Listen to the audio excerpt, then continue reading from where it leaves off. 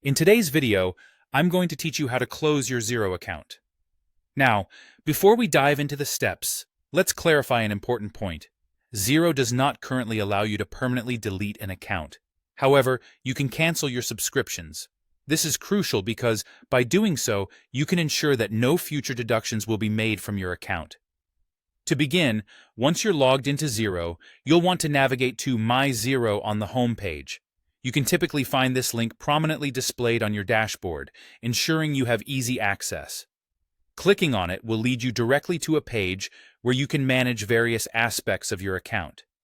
Next, look for the option that says Edit Profile. This is an important step as it leads you towards managing your subscriptions. Once you're on the profile page, proceed by clicking on the Edit Profile link. Your next destination should be the Subscriptions tab. Here, you will find a comprehensive overview of all the subscriptions that are currently attached to your Xero account.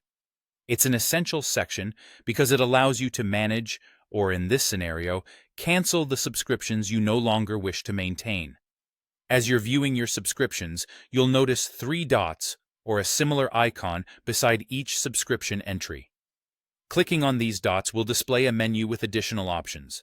What you need in this menu is the Cancel Subscription option. Clicking this button will initiate the process of canceling that particular subscription.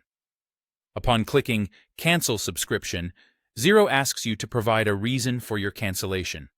They are interested in understanding why users opt to cancel their subscriptions, whether it's due to financial reasons, a switch to another service, or any other particular reason. While this feedback is valuable to them, it primarily serves to bring you one step closer to finalizing the cancellation. For the final step in the process, you will need to confirm your cancellation. Look for a Confirm Cancellation button or a similarly labeled option. Clicking on this will finalize your decision to cancel your subscription. This step is significant because once it's confirmed, the cancellation becomes effective, and you will no longer be billed for that subscription in the future.